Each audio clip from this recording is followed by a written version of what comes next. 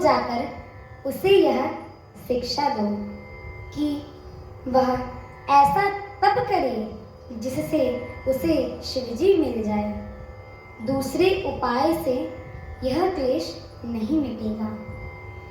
नारद जी के वचन रहस्य से युक्त और सकारण हैं और शिव जी समस्त सुंदर गुणों के भंडार हैं। यह विचार कर तुम मिथ्या संदेह को छोड़ दो। शिव जी सभी तरह से निष्कलंक है। पति के वचन सुन मन में प्रसन्न होकर मैना जी उठकर पार्वती जी के पास गई।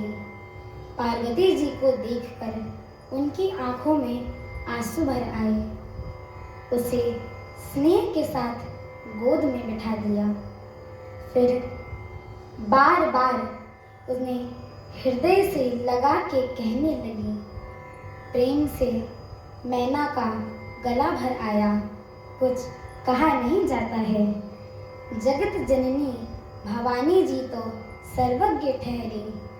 माता की मन की दशा को जानकर वे माता को सुख देने वाली कोमल वाणी बोली कि हे माँ सुन, मैं तुझे सुनाती हूँ।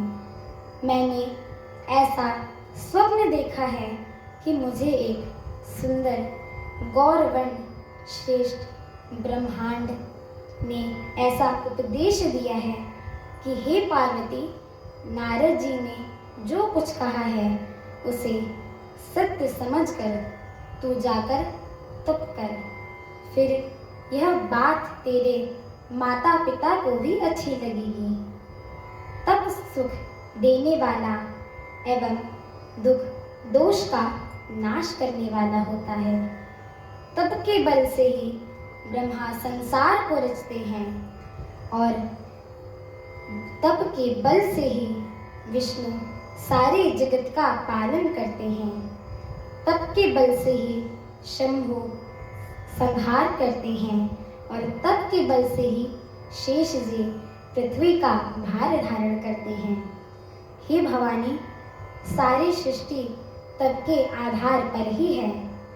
ऐसा जी में जानकर तू जाकर तप कर। यह बात सुनकर माता को बड़ा अचरज हुआ और उसने हिमवान को बुलाकर वह स्वप्न सुनाया। माता पिता को बहुत तरह से समझाकर बड़े हर्ष के साथ पार्वती जी तप करने के लिए चली।